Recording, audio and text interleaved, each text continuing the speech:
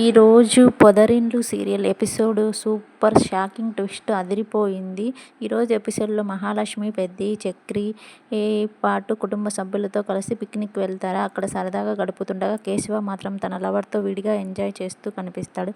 ఇదిలా ఉండగా చక్రి తండ్రి మహాలక్ష్మి బ్యాగ్ని చెక్ చేయడానికి ప్రయత్నిస్తాడు.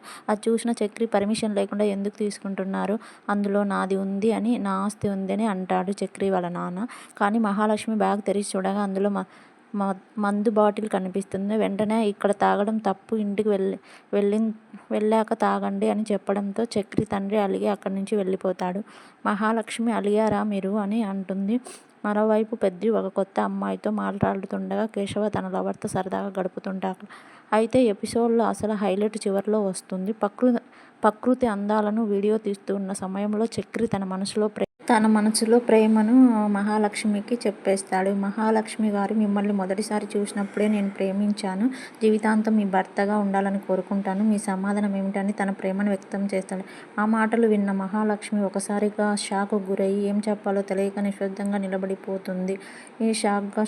సీరియస్గా చూస్తుంది. ఇప్పుడు అందరి మనసులో ఒకటే ప్రశ్న. మహాలక్ష్మి చక్రి ప్రేమను అంగీకరిస్తుందా లేక తిరస్కరిస్తుందా? మీ అభిప్రాయం ఏమిటో, నెక్స్ట్ ఎపిసోడ్లో ఏం జరుగుతుందో మీరు అనుకుంటున్నారో కామెంట్ చేసి చెప్పండి. మన ఛానల్ని సబ్స్క్రైబ్ చేసుకోండి, లైక్ చేయండి, షేర్ చేయండి, కామెంట్ చేయండి.